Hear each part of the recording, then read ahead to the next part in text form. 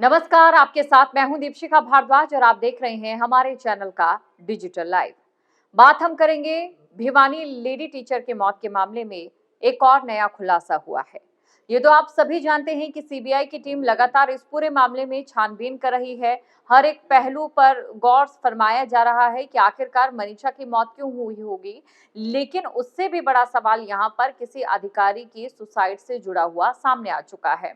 कौन है वो अधिकारी, क्या है उनके सुसाइड के पीछे की वजह और क्या उनका संबंध है मनीषा की मौत के मामले में इस केस से जुड़ा हुआ, ये भी हम आपको बताएंगे। सबसे पहले आपको ये बता देते हैं कि आखिरकार मनीषा के बारे में आप जानते ही होंगे। मनीषा कौन थी, क्या थी और कैसे उनकी मौत हो जाती है और कैसे जो पूरी की पूरी ये पूरा केस जो है उलझता हुआ चला जाता है। ये हत्या थी, आत्महत्या थी इस मामले में। पहले जहां पर इसे हत्या के तौर पर इस पर जांच की जा रही थी, वहीं इस मामले में जिस तरीके से आत्महत्या का एंगल जो सामने आया था, उसने कई सवाल जो हैं वो खड़े कर दिए थे।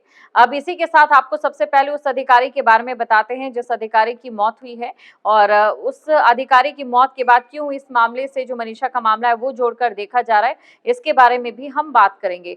सबसे पहले उस आईपीएस अधिकारी के बारे में हम बात करते हैं जिनका हाल ही में सुसाइड के तौर पर एक मामला सामने आया है और साथ ही आपको ये भी बता दें कि आईपीएस वाई पूरन कुमार सुसाइड केस में बड़ा एक्शन हुआ है, जहां पर चंडीगढ़ पुलिस ने हरियाणा डीजीपी और रोहतक एमपी के खिलाफ, जो एसपी के खिलाफ है, माफ कीजिएगा, वो शिकायत दर्ज करी है। लेकिन सब कुछ जाने इस विषय में बेहद जरूरी हो जाता है। आपको ये बता दें कि चंडीगढ़ पुलिस ने जहां हरियाणा के पुलिस महानिदेशक और शत्रुजीत सिंह कपूर और रोहतक के पुलिस अधीक्षक एसपी नरेंद्र बिजुरनिया के खिलाफ एफआईआर दर्ज की है। यह एफआईआर आईएएस अधिकारी अमनीत पूरन कुमार ने अपने दिवंगत आईपीएस पति वाई पूरन कुमार की मौत के मामले में दर्ज कराई थी। वाई पूरन कुमार 7 अक्टूबर को चंडीगढ़ स्थित अपने घर में मृत पाए गए थे। एफआईआर में आत्महत्या के लिए उकसाने और साथ ही जातिगत उत्पीड़न के मामले को लेकर जो तमाम चीजें हैं वो निकलकर सामने आई है। लेकिन इसी के साथ ये भी जानना यहाँ पर जरूरी हो जाता है कि आखिरकार मनीषा की मौत के मामले में या उस केस से उनका क्या संबंध था और जिस तरीके से उनकी ये अब खबर सामने आई है और इसको लेकर जो एक्शन लिया जा रहा है, आखिरकार दोनों के बीच में कनेक्शन क्या है, ये यहाँ पर जानना जरूरी हो जाता है। आपको ये बता दें, आपको याद होगा जो मनीषा हत्या केस लगातार अभी जांच में जारी है और साथ ही आपको ये भी बता दें कि सीबीआई की टीम की ओर से इसमें छानबीन की जा रही है। इसके साथ ही हर एक पहलू को खंगाला जा रहा है, चाहे मनीषा के माता पिता हो, मनीषा के मामा हो, मनीषा के चाचा हो या फिर वो दवाई वाला हो जिससे मनीषा ने मोनो लिया था, या फिर जहां पर मनीषा पढ़ाया करते थे वो स्कूल है। यानी कि कुल मिलाकर सीबीआई की टीम हर एक पहलू को लेकर जांच कर रही है, हर एक पहलू को लेकर परख रही है कि किस तरीके से पूरा वाक्य जो है वो घटित हुआ है। लेकिन क्या आप जानते हैं कि ये जो पूरा मामला आज जिस आधार पर खड़ा हुआ है, उस मामले को आधार देने के लिए इन्हीं आईपीएस का बहुत बड़ा हाथ भी था। जी हाँ, आपको ये जानकारी देते 19 वर्षीय प्ले स्कूल शिक्षिका मनीषा की मौत के बाद आईजी वाई पूर्ण कुमार ने कहा था कि भिवानी पुलिस ने मामले की वैज्ञानिक तरीके से जांच की है। 2 बार शव पोस्टमार्टम कराया गया है और चिकित्सकों की ओपिनियन रिपोर्ट में मौत के कारणों की विस्तृत उल्लेख किया है। साथ ही आईजी ने बताया था कि 13 अगस्त को सीन ऑफ क्राइम के दौरान ही पुलिस को सुसाइड नोट बरामद हुआ था। यानी कि उनके इस बयान से पहले मनीषा की मौत के मामले में जहां पर सबसे पहले इसे एक तरीके की हत्या बताई जा रही थी, लेकिन उनका जब ये बयान सामने आता है, उनकी ओर से जो खुलासे किए जाते हैं, उसी के बाद ये पूरा का पूरा जो केस है वो पलट गया था और ये पूरा जो केस है वो सुसाइड की ओर बढ़ता चला गया था। और सुसाइड को लेकर पुलिस की ओर से कई सबूत भी हैं वो पेश किए गए थे, सुसाइड नोट भी पेश किया गया था। लेकिन ये क्या वाकई हत्या थी या फिर आत्महत्या थी, इसको लेकर अभी भी देखिए जांच जारी है। हालांकि सीबीआई की रिपोर्ट आने का इंतजार हमें करना होगा, लेकिन आज अगर सीबीआई जांच करे उसके पीछे की सबसे बड़ी वजह यही है क्योंकि मनीषा की मौत जिस तरीके से हुई थी उसके बाद कई चीजें निकलकर सामने आई थी जिसे पूरे तरीके से हत्या के तौर पर देखा जा रहा था। वो आपको जानकारी दे दे कि आईजी वाई पूर्ण कुमार ने ही उस दौरान कहा था कि भिवानी पुलिस ने मामले की वैज्ञानिक तरीके से जांच की है, 2 बार शव का पोस्टमार्टम कराया है और चिकित्सकों की ओपिनियन रिपोर्ट में मौत के कारणों का विस्तृत उल्लेख किया है। आईजी ने बताया था कि 13 अगस्त को सीन ऑफ क्राइम के दौरान ही पुलिस को सुसाइड नोट बरामद हुआ था। तो ये पूरी जो वाक्य है, ये जो पूरी बातें हैं, ये उनकी ओर से कही गई थी, जिसके बाद ये पूरा का पूरा जो केस है वो ही पलट गया था। हालांकि इसके बाद स्थानीय लोगों ने प्रदर्शन किया था। प्रशासन की ओर से ग्रामीणों और परिजनों को समझाने के प्रयास किए गए, लेकिन जब स्थिति नहीं संभली तो अगले दिन तत्कालीन डीजीपी को भिवानी पहुंचकर पूरे मामले पर सफाई दी। इसके बावजूद विरोध थमा नहीं, जिसके बाद मुख्यमंत्री नायब सिंह सैनी ने 20 अगस्त की रात करीब 1:30 बजे मामले को सीबीआई को सौंपने की घोषणा की और अगले दिन 21 अगस्त को मनीषा का अंतिम संस्कार किया गया था।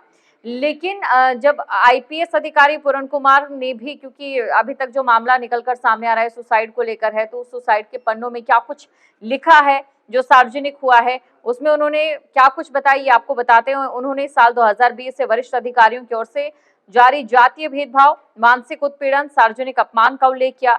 उन्होंने लिखा कि मैंने वर्षों तक समान व्यवहार की मांग की, पर मेरे साथ सिर्फ और सिर्फ भेदभाव हुआ और निरंतर मानसिक और जातीय उत्पीड़न अब असहनीय हो गया है। मैं उम्मीद करता हूं कि मेरी मौत के बाद कम से कम सच्चाई सामने आए। तो ये उनकी ओर से अपने सुसाइड नोट में जो लिखा गया है, फिलहाल जो दावा किया जा रहा है। कुल मिलाकर देखिए, इस पूरे मामले को लेकर अभी भी छानबीन जारी है। मनीषा की मौत के मामले में भी छानबीन जारी है। सीबीआई की टीम इस समय छानबीन कर रही है। वहीं दूसरी तरफ जो अधिकारी हैं उनकी पत्नी की ओर से भी शिकायत दर्ज कराई गई है और जिसके खिलाफ आरोप लगाए गए हैं उनके खिलाफ भी शिकायतें दर्ज की जा चुकी है। अब ऐसे में देखने वाली बात ये रहती है कि आखिरकार जांच में क्या निकलकर सामने आता है, क्योंकि बात अगर मनीषा की मौत के मामले की करें तो बिल्कुल भी असामान्य तरीके का एक केस इसे हम नहीं सामान्य तरीके का केस हम इसे नहीं मान सकते। पूरे तरीके से असामान्य केस से लगता है। उसकी सबसे बड़ी वजह ये थी क्योंकि देखिए 2 बार पोस्टमार्टम होता है। एक बार जब पोस्टमार्टम होता है तब कुछ और चीजें निकलकर सामने आती है। दूसरी बार जब पोस्टमार्टम होता है तो बताया जाता है कि कुछ अंग नहीं थे। हालांकि उसके बाद ये बात पुलिस की ओर से साफ की गई, जो पहली पोस्टमार्टम रिपोर्ट हुई थी उसके लिए पोस्टमार्टम के लिए ही कुछ अंग जो है वो निकाल लिए गए थे और यही वजह थी कि दूसरी पोस्टमार्टम जब हुआ था तो उस समय जो अंग वहां पर गायब थे वो नहीं मिल पाए थे।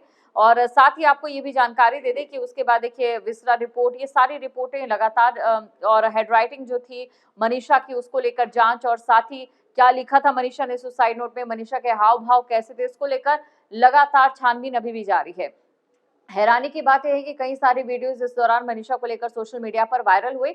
अब उसी केस से जुड़े किसी अधिकारी का यूं दुनिया को अलविदा कहना ये अब लोगों को खलता नजर आ रहा है। सोशल मीडिया पर लोग कई तरीके की बातें करें। हालांकि न्यूज स्टेट इन खबरों की पुष्टि नहीं करता है, लेकिन न्यूज स्टेट पर जिस तरीके से हम अपडेट आपको हम दे रहे हैं, वहीं दूसरी तरफ सोशल मीडिया की अगर हम बात करें और वहां पर कई तरीके की जो बयानबाजी चल रही है उससे कहीं ना कहीं इसको जोड़कर देखा जा रहा है सोशल मीडिया में किस तरीके से मनीषा के केस से जो कनेक्शन निकलकर सामने आया उसको लेकर क्या वाकई मनीषा केस से जुड़ा ये पूरा मामला हो सकता है, ये सवाल लोगों के जहन में यहाँ पर इस समय घूम रहा है। लेकिन वहीं दूसरी तरफ अगर हम बात करें सीबीआई जांच की, तो सीबीआई जांच का इंतजार करना भी बाकी होगा। सीबीआई की टीम की ओर से जहां पर पिता की ओर से लगातार सवाल जवाब का सिलसिला जारी है, पिता से सवाल जवाब किए जा रहे हैं। वहीं दूसरी तरफ अगर बात करें तो इस शक के घेरे में जो मनीषा के मामा हैं वो भी आ चुके हैं। मनीषा के मामा से भी जो है पूछताछ जारी है।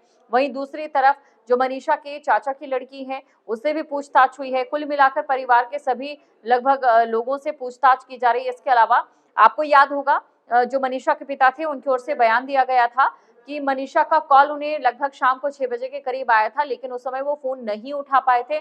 ऐसे में सीबीआई की टीम ने मनीषा के पापा से ये भी पूछा था कि उस समय जब फोन आया था तो आखिरकार वो कहां पर थे और क्या वजह थी कि फोन नहीं उठा पाए थे।